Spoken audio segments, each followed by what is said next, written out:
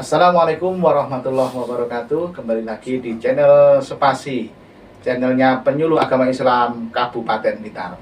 Hari ini kita bersama dengan Gus Isna Arwani selaku penyuluh agama Islam Kecamatan Wlingi. Di sini kami akan menyampaikan terkait dengan kegiatan kita, yaitu kegiatan Hari Raya Idul Adha atau Hari Raya Kurban. Untuk selanjutnya nanti akan disampaikan sekilas tentang pengertian berkurban, dan juga kita akan menjawab pertanyaan-pertanyaan yang sudah masuk di redaksi channel penyuluh agama Islam Kabupaten Blitar. Kepada beliau Gus Isna, waktu dan tempat dipersilahkan. Monggo Gus. Assalamualaikum warahmatullahi wabarakatuh. Waalaikumsalam warahmatullahi wabarakatuh. Sahabat Spasi sekalian yang dirahmati Allah, kurban itu bahasa Arab, jadi berbeda dengan kurban yang kita pahami dari bahasa Indonesia.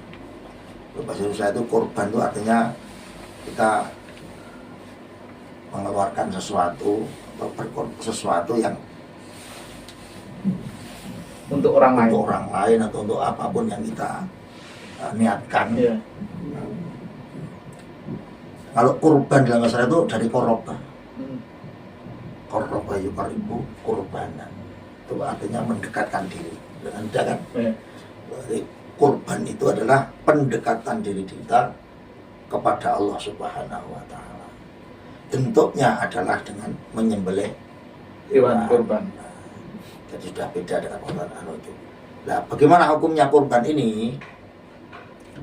Di dalam mazhab 4 itu ada 3 yang mengatakan sunnah muakkadah, termasuk kita Syafi'iyah itu mengatakan sunnah muakkadah, dan ada 1 yang mewajibkan, yaitu mazhab Hanafi mengatakan wajib.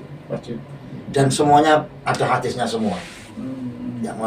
Yang mazhab Hanafi itu kan berdasar yang sabda Rasulullah, kalau orang punya kemampuan, punya harta benda, dia tidak mau berkorban,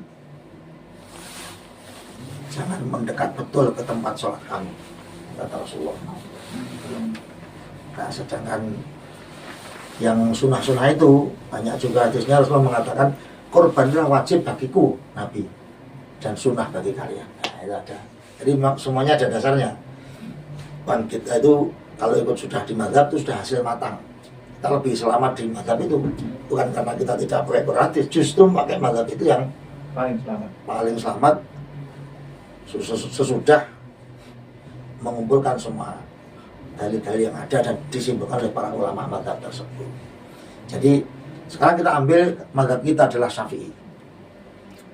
Menurut mazhab Syafi'i, hukumnya adalah sunnah muakkadah kifayah untuk satu keluarga, yang dalam satu keluarga itu jumlahnya lebih dari 1 orang, itu menjadi sunnah kifayah. Kalau satu keluarga itu 1 orang, tentu sunnah ain. Sunnah ain tuntutannya kepada 1 orang. Kalau kifayah tuntutannya kepada semua keluarga itu. Nanti kalau sudah ada 1 yang melakukan, berarti sudah tidak makruh. Nah, kalau tidak melakukan itu ada makruh-makruhnya gitu. Ini mirip kalau sholat jenazah itu fardu kifayah kan? Yeah. Nah, kalau sudah ada yang melakukan, gugur yang lain. Tapi bukan berarti yang lain tidak boleh melakukan. Yang lain melakukan, dia juga mendapat pahala fardu kifayah. Ini juga begitu, sunnah muakkadah kifayah dalam satu keluarga untuk berkorban itu bukan berarti menolak ada orang lain yang berkorban di dalam keluarga itu. Walaupun ada 1 korban, tuntutan sunnah kifayahnya sudah selesai, sudah gugur. Tetapi nanti kalau ada orang korban lagi dari keluarga itu, dia juga mendapatkan pahalanya sunnah muakkadah. Itu tadi. Kemudian apa yang bisa dibuat korban? Menurut kesepakatan para ulama, mengacu dari dalil-dalil yang ada, itu adalah hewan ternak. Hewan ternak. An'am, atau kalau jamanya al-an'am itu. Hewan ternak. Kalau diperinci apa yang masuk ke situ?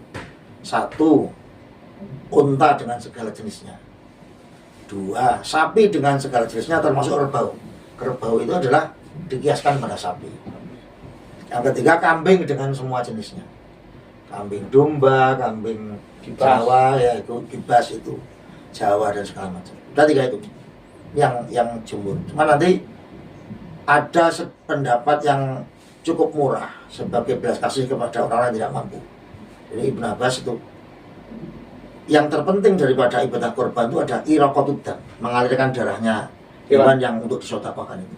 Oleh karena itu bagi yang tidak memiliki kemampuan untuk membeli unta, sapi maupun kambing itu dipersilakan untuk menyembelih ayam.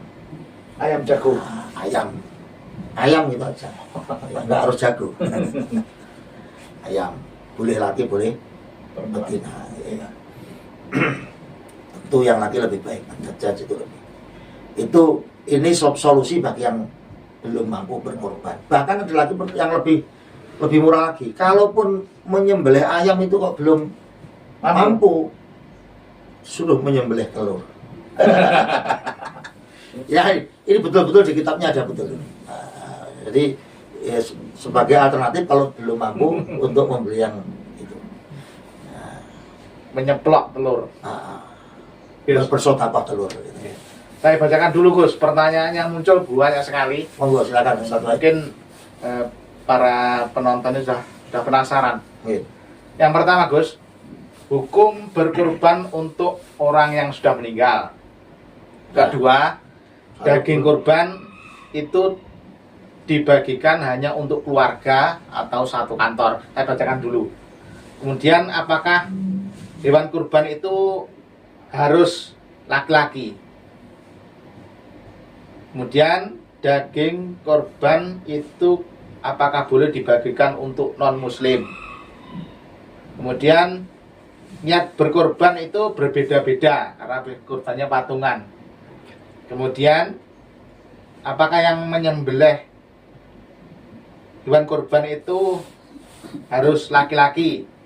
Apakah perempuan boleh menyembelih hewan kurban? Kemudian hukum hewan kurban yang dilakukan secara online atau kita kirim uang ke daerah lain, transfer untuk kurban di daerah lain. Kemudian apakah orang yang akan berkorban itu tidak boleh memotong kuku? Pertanyaan lagi, apakah kulit dari hewan kurban itu boleh dijual untuk kemaslahatan masjid? Lebih baik mana? Atau orangnya itu belum akikoh tapi kurban dulu, apakah diperbolehkan? Monggo Gus, pertama dulu. Apakah apakah kurban untuk orang yang sudah meninggal atau orang tua kita itu masih disunnah muakatkan? Terima kasih. Jadi mengkorbankan orang lain, Ustaz Baim, di dalam mazhab-mazhab yang masyhur empat mazhab kita ini, karena kita selalu berpedoman Syafi'i utamanya ya. Itu tidak boleh kecuali, ada kecuali diwasiati atau diizinkan. Jadi ada izin. Jadi kalau pertanyaan tadi, apakah boleh mengkorbankan orang yang sudah wafat? Kalau beliau berwasiat boleh.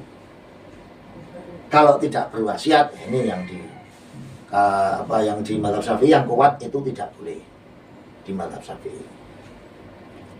Tetapi ada pendapat yang lemah di Syafi'i seperti Imam Qofal dan lain mengatakan itu boleh, karena mengatakan bahwa berkorban untuk orang lain itu kan ada nilai sedekah. Sementara sedekah itu pahalanya sampai ke orang mati itu hadisnya sahih. Makanya enaknya gimana ya sudah, menurut saya tergantung kesepakatan ahli waris saja. Istilahnya kalau ahli waris itu dulu orang tua kita belum pernah korban ya. Kita kasihan, kita ingin mengirimkan pahala korban untuk orang tua, pakai yang boleh, itu aja. Walaupun baik. Atau kalau kita komitmen pakai yang nggak boleh, dulu nggak pernah wasiat kok orang tua. Misalnya nggak pernah wasiat loh, itu kita alternatifnya ya menyembelih untuk sedekah kan jadi Pak. Kan menyembelih tidak hanya korban. Ada akikoh, ada kepingin sedekah daging. Ada orang-orang kan jadi. Untuk selamatan, Diniatkan ya, gitu ya. untuk selamatan, untuk yang kita inginkan mengirim pahala daging tersebut kepada orang tua itu jadi. Jadi jawabannya begitu. Kalau wasiat itu jelas boleh. Itu jelas. Kalau tidak wasiat di Syafi'iyah yang kuat itu tidak boleh, tapi ada pendapat yang boleh. Kalau mazhab lain itu ada solusi boleh. Jadi tinggal dipilih saja. Gitu. Intinya karena diniatkan untuk sedekah, berarti untuk orang meninggal itu banyak cara. Iya. Di antaranya untuk selamatan, dikirimkan lewat akikoh, mungkin Iya. tandanya untuk kita infakkan ke masjid juga mungkin, kan banyak cara untuk mengirimkan untuk supaya jadi pahalanya untuk orang yang meninggal. Kemudian untuk pembagian daging kurban, Gus, Iya. apakah boleh untuk satu keluarga besar, katakanlah gitu, atau satu kantor, kita punya anak buah banyak, akhirnya bosnya itu berkorban, ya dibagi saja satu kantor, atau nanti dagingnya untuk non muslim itu sekalian, Gus, karena pembagian dagingnya itu. Iya. Utamanya Pertama, kalau pembagian satu kantor itu muslim semua boleh. Jadi membagikan begini ya, korban itu kan ada macam, korban sunnah dan korban wajib. Bisa wajib kalau nazar. Jadi awalnya hukum tadi kan sunnah muakkad, tapi kalau dinadari itu menjadi wajib. Saya nazar tahun ini akan korban, jadi wajib itu. Kalau korbannya wajib yang nazar itu 100% harus disedekahkan orang lain. Orang lainnya siapa? Terserah, pokok orang lain yang bukan dirinya dan bukan orang yang dinafkahi. Bukan keluarganya. Bukan keluarga yang dinafkahi. Iya. Keluarga inti satu rumah. Iya. Istri, anak-anak yang dinafkahi. Keluarga lain walaupun saudara boleh. Tuh. Tetapi kalau korban sunnah itu bebas. Cuma yang penting disunahkan untuk sedekah sedikit. Sedikitnya berapa? Paling tidak sepertiga. Itu tidak wajib itu. Artinya seperti tadi dibagikan ke teman-teman kantor boleh. Karena korban sunnah. Korban sunnah. Jadi tiba-tiba kita ya, apa itu ya niat korban sunnah di tahun ini dagingnya tak makan bareng-bareng satu rumah boleh. Sunnahnya itu disedekahkan sepertiga, sisanya dimakan sendiri boleh. Bukan wajib juga sedekah tadi.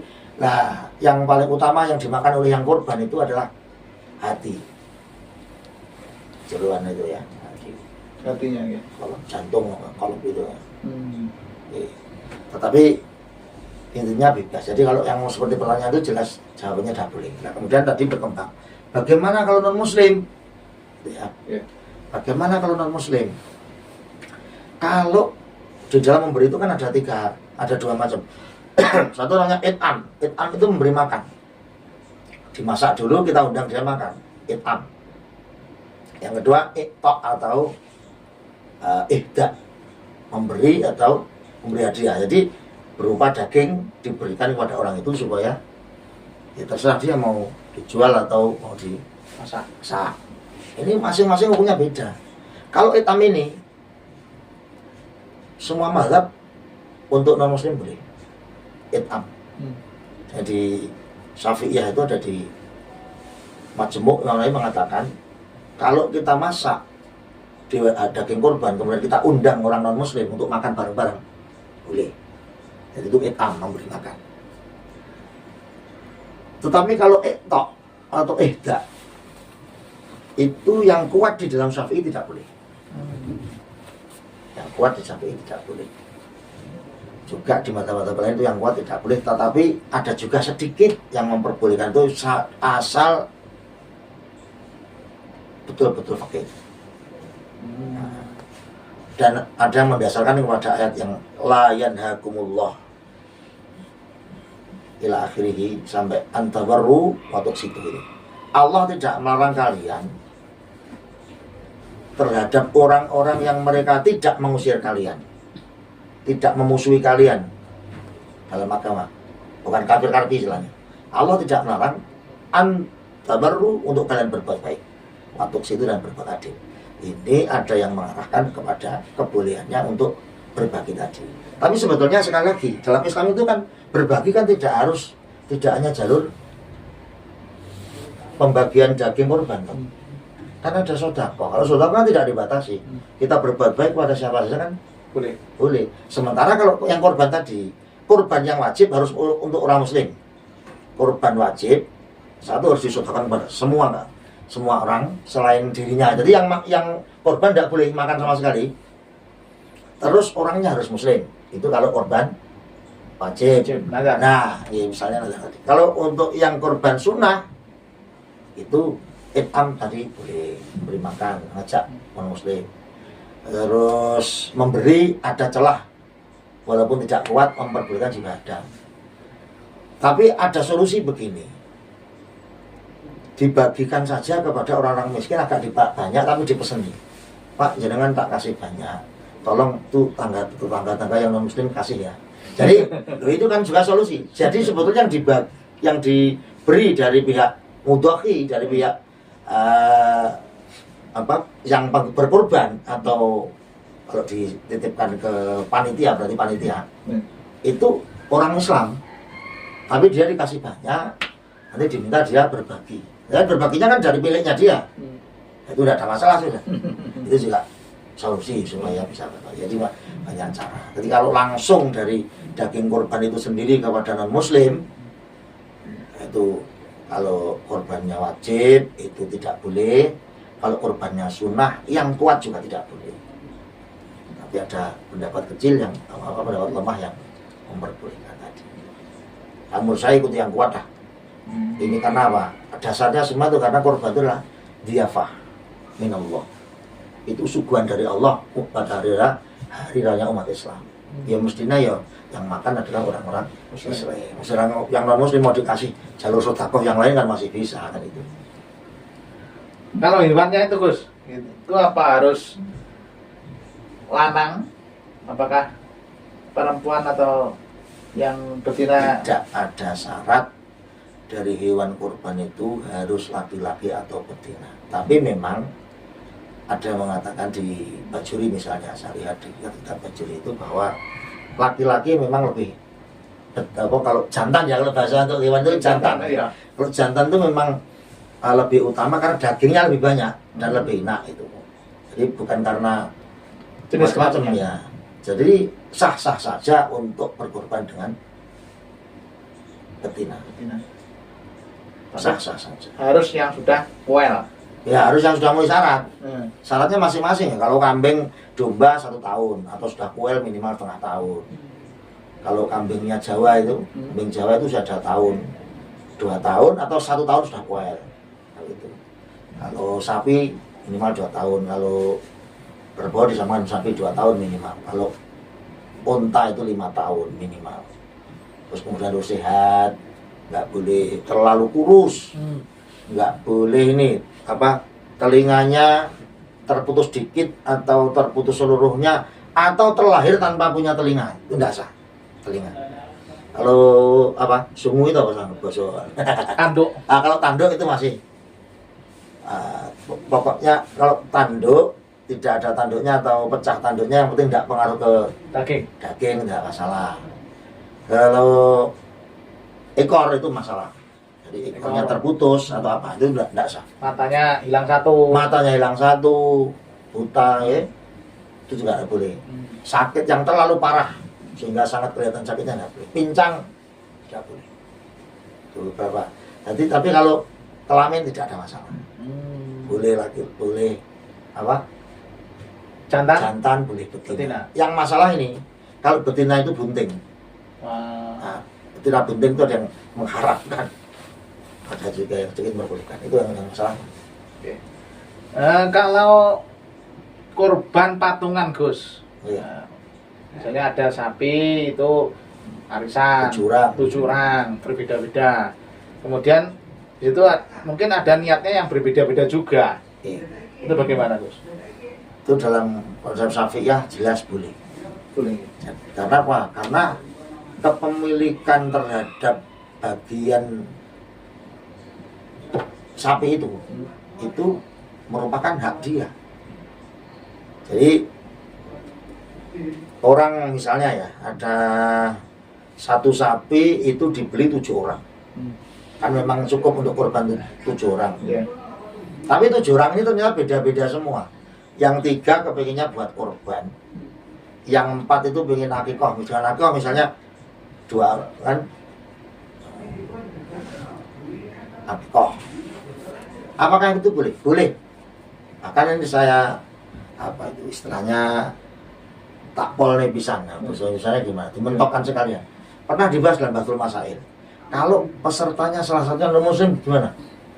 Tadi kan mungkin di masyarakat itu ada orang iuran, ayo beli sapi bareng-bareng yuk, mumpung kamu korban. Ini saya kan tetanggamu non muslim tapi saya ingin kalian makan daging, aku juga ingin makan daging umpamanya, tapi nggak niat korban kan, nggak bisa ibadah kan.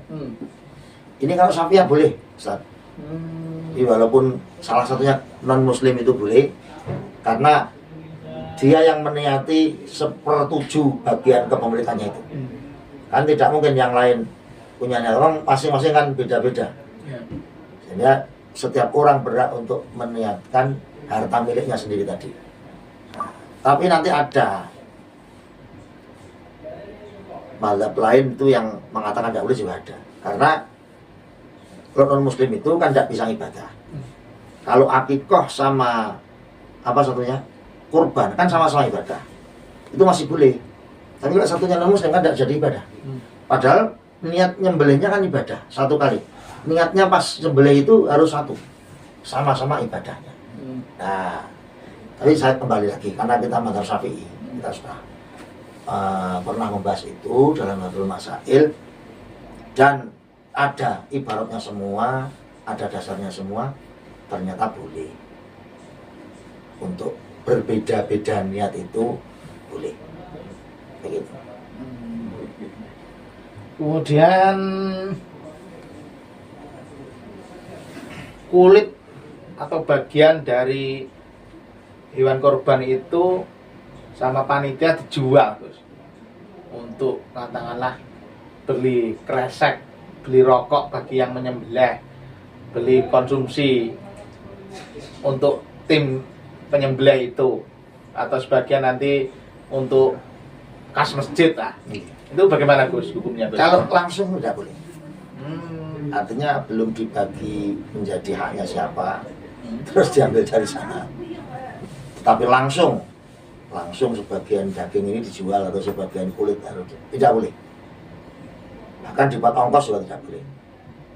Nah, caranya kalau mau jual dari situ itu ya tadi sudah dibagi, ini bagianmu kan sudah dibagi. Salah satu agak dilebihi tadi, silakan. Atau belinya pakai yang lain, jangan diambilkan dari situ. Jangan diambil dari korbannya.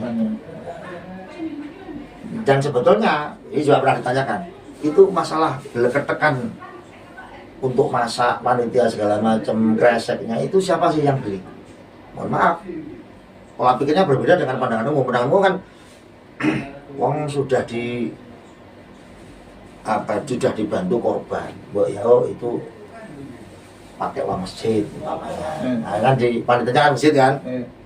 Tapi kalau di dalam pola pikir kita itu yang ada di kitab bahwa ketika kita menyerahkan atau mewakilkan pengorbanan pada panitia atau orang lain, itu sebetulnya yang minta tolong siapa? Orangnya. Sehingga kalau dia minta tolong, mestinya ubor rampennya, bumbon dan segala macam itu juga dari orangnya itu. Karena dia yang minta tolong. Korban itu kan tidak harus ke panitia toh, Ustaz. Korban itu boleh sendiri. Ini gitu kitabnya. Cuman kita harus bijaksana. Di Indonesia ini kalau ada orang nyembelih sendiri itu kayaknya malah terkucil. Malah dirasani tonggo. Wah, wong kuwi ram ya meleh dhewe diananu dhewe. Padahal tidak masalah. Nah, di Arab itu begitu. Nah, karena tidak masalah, dan kenyataannya dengan adanya orang-orang yang berkorban di masjid-masjid itu, masjidnya jadi makmur apa tidak? Orang yang dititipi senang apa tidak? Ya, sebagai bentuk kesyukuran, boleh-boleh saja pihak masjid untuk mengambil dari uang masjid supaya makmur masjidnya, Tambah yaitu memfasilitasi bagi yang korban di situ, kubur rampen, bumbon dan segala macam diambil dari uang masjid. Jadi pula tadi begitu, awalnya begitu kan, memang hukum kan begitu ya, dulu ala ilati wujudan wa adam.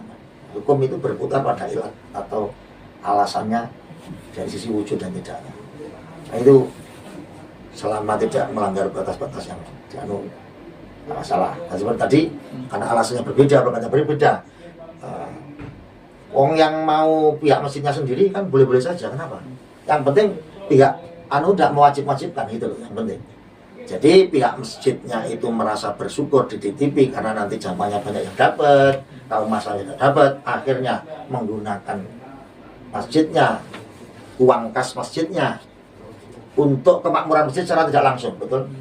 Itu kan ada kaitannya. Coba kalau masjid itu pelit sekali, mungkin orang-orang juga ganti pelit untuk datang ke situ dan menggunakan uang masjid untuk kemakmuran masjid secara tidak langsung, seperti buat kopi itu kan sudah ada di kitabnya, jelas boleh buat kopi, buat apa. Nah ini kan kalau kita kembangkan untuk memenuhi korban itu, bumbon, borampen, kresek segala macam, dengan inisiatif dari pihak masjid sendiri tanpa diminta oleh pihak yang berkorban, tidak masalah. Tapi alangkah lebih baiknya panitia itu menyampaikan ke yang korban untuk ya katakanlah minta untuk beli perlengkapan gitu kan, itu juga lebih baik nantinya. Lebih baik malah begini, sejak awal Pak, Bapak Ibu, karena kami sudah wakil panjenengan ikut makmur masjid, sudahlah untuk kaitannya dengan dadak bengek yang lain-lain biar masjid saja yang lain, itu kan lebih baik lagi. Kalau jenengan sebagai orang yang berkorban lebih marem mana kira-kira? Ya lebih marem kalau ya sama-sama lah, sama-sama dari jadi tahu niki anu lho nggih, niki kami cuma sebagai wakil jenengan, mestinya jenengan ya kudu tanggung jawab loh. Karena sudah menugaskan kami untuk nyembelih segala macamnya ya yang jenengan loh. Termasuk apa itu ongkosnya yang nyembelih, kemudian konsumsi segala macam. Kalau ini tidak situ tak sembelih dewi. Mutung deh. Yang terakhir Gus, itu bagaimanakah hukumnya ketika orang yang berkorban itu mungkin belum akikoh karena ikut keluarganya akhirnya diikutkan korban api bersama keluarga itu. Nah, tindakan akikoh apa langsung korban dulu nggak apa-apa pilihannya? Begini, pertama hukumnya berkorban itu sunnah muakkadah. Akikoh itu sama.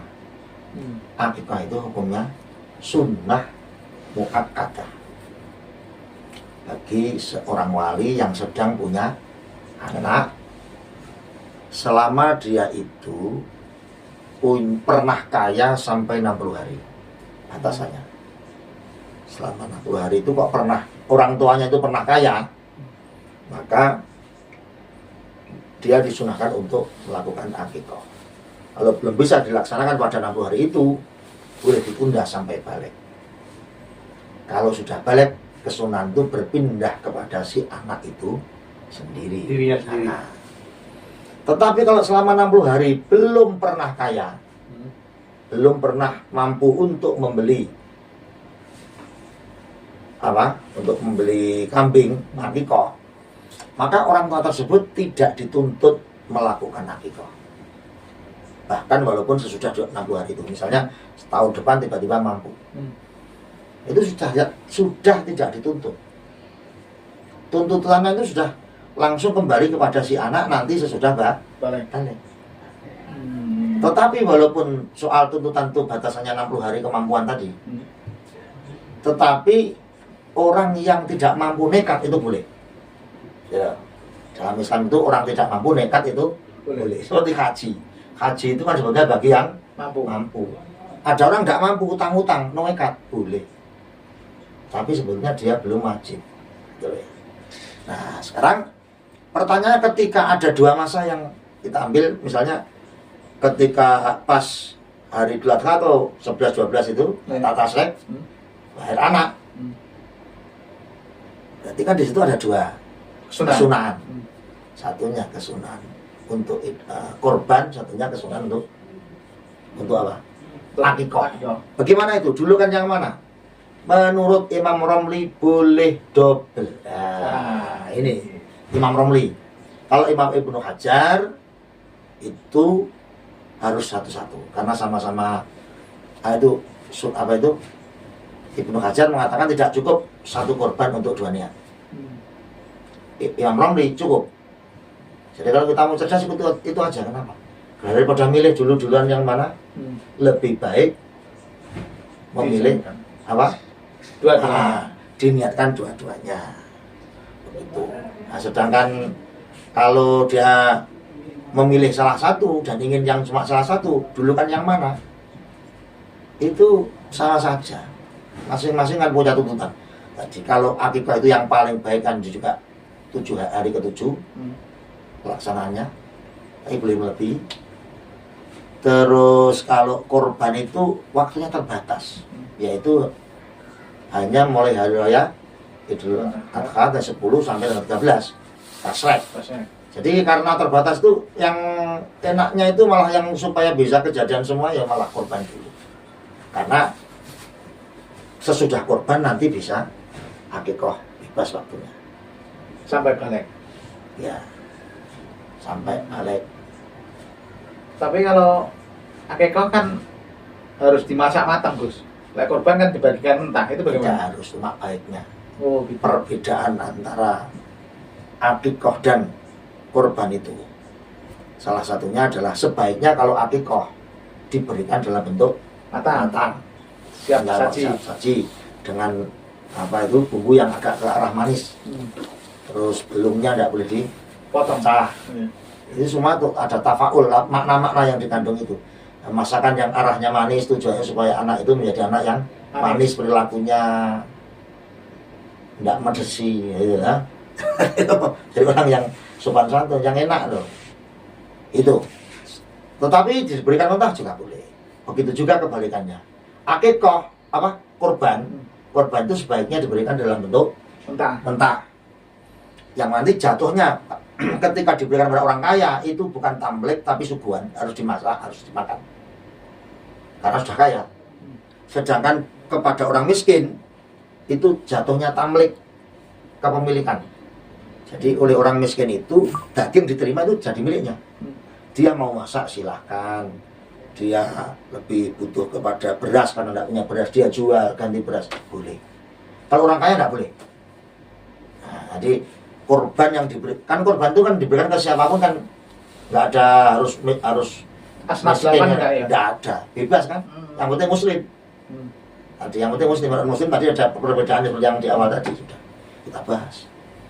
Tuh. Jadi tadi pertanyaannya didahulukan mana? Bebas saja. Tapi kalau lihat waktunya sih kayaknya mendesak korban kan waktu cuma.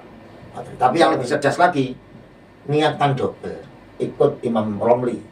Itu Syafi'iyah, tidak perlu kita keluar mazhab, nggak perlu sudah. Ikut Imam Romli, niatnya double, nyembelih satu, niatin akikah sekaligus korban. Begitu. Yang menyembelih hewan itu apa harus laki-laki atau boleh perempuan? Ya. Soal si penyembelih itu ternyata setelah kita telusuri dalam kitab-kitab, ternyata tidak ada syarat harus laki-laki. Berarti boleh perempuan. Terus juga tidak ada harus syarat itu orangnya harus suci. Orang yang lagi nggak punya wudhu nggak apa-apa. Orang yang lagi hadas besar pun, misalnya dari rumah baru suami istri, belum mandi langsung dipanggil suruh nyembelih, itu juga tidak apa-apa. Terus yang penting begini, kan dalam rukun penyembelihan itu kan ada 4. Satu, al-zabih, orang yang menyembelih. Al-madbuh, hewan yang sembelih. Terus alatul dzabhi, alat penyembelih. Terakhir al-dzabhu itu sendiri, penyembelihannya itu. Orang yang menyembelih itu syaratnya cuma Islam atau toleransinya adalah ahli kitab. Itu orangnya yang menyembelih. Yang kedua, yang disembelih adalah hewan-hewan yang memang halal untuk dimakan. Dalam konteks untuk korban tadi sudah kita sebutkan di awal, apa saja yang bisa, yang memenuhi syarat. Kemudian alatul dzabhi, alat penyembelihan itu satu, dia harus merupakan benda yang tajam selain 3, kuku, tulang, gigi. Tidak terbuat dari 3 niku. Tidak terbuat dari 3 itu, tajam. Nah, kemudian di terakhir di penyembelihannya sendiri, di penyembelihannya itu syaratnya dia harus memotong jalur makan dan jalur nafas. Yang apa itu, marik dan 2 urat itu. Nah terus memotong 2 itu kemudian ada niat, niat untuk menyembelih itu ada. Jadi tidak nggak sengaja ngelemparin pisau, tiba-tiba pisaunya kena terus mati, nggak jadi itu. Jadi bangga itu harus niat, jadi harus niat. Syukur, sunah-sunahnya kalau korban itu sunah-sunahnya baca bismillah, itu sunah, baca sholawat, terus takbir, seperti takbir Allah Akbar kayak takbiran gitu. Terus sunahnya hadapkan kiblat semua. Jadi kewannya madhab kiblat, orangnya yang madhab kiblat. Misalnya kepalanya di sana selatan kan, nah, orangnya madhab kiblat, sama-sama madhab. Sunah itu. Terus doa sudah diterima. Misalnya nih, Allahumma inna hadhi min bapak siapa? Min bapak Ustaz Wahid. Fataqabbal. Ya Allah, ini korban dari saya, mohon diterima. Sebetulnya yang paling utama itu kalau sembelihnya bagus dan tatak, yang terbaik itu disembelih sendiri. Sebetulnya orang yang korban itu disembelih, nah, dia menyembelih sendiri korban. Kalau dia tidak bagus, boleh mewakilkan pada orang lain, tapi dia sunnah datang, sunnah untuk melihat. Itu, jadi orang lain boleh. Seperti yang biasanya itu kan orang lain. Saya itu juga sebenarnya bukan penyembelih yang tiap hari nyembelih. Tapi kalau pas waktu korban ya saya sendiri nyembelih. Bismillah. Nyawa itu golek ganjaran. Jadi golek rudiane Gusti Allah, sunahnya Rasul. Ya berani juga. Begitu. Ada lagi? Mungkin tambahan Gus. Mungkin ya kabar-kabar itu kan orang yang mau berkorban itu apa tidak diperbolehkan potong kuku, potong rambut. Itu bagaimana? Itu makruh. Sebabnya apa Gus? Sebabnya? Ya sebabnya itu ittiba'an li sunnah, mengikuti sunnah. Rasulullah begitu. Rasulullah kalau berkorban itu beliau begitu sudah mentakyin hewannya ya. Ini hewan ini akan saya sembelih nanti tanggal 10. Sejak dia punya azam, punya rencana mau berkorban, dan begitu masuk tanggal 1 Dzulhijjah itu beliau tidak potong rambut, tidak. Nanti boleh sesudah penyembelihan. Nah, tapi untuk oleh para ulama tidak sampai haram, katanya itu jatuhnya di makruh aja, tidak sampai haram. Ini sama orang haid ya itu. Wanita haid itu kan selama dia haid itu tidak diperbolehkan, bukan di makruh, dimakruhkan, boleh saja nanti, tapi makruh. Jadi ya supaya tujuannya nanti kan ketika mandi kan mandi semua. Nah, begitu juga karena korban itu istilahnya memberikan pahala yang pahalanya itu merasuk kepada dirinya, istilahnya cerah. Ya jangan ada yang dibuang supaya semuanya mendapatkan pahala. Tapi bukan haram, bukan tidak boleh. Dan makruhnya pun bukan makruh yang tahrim, makruh tangzih. Jadi tidak ada dosa sama sekali. Alhamdulillah Gus, semua pertanyaan sudah kita bahas.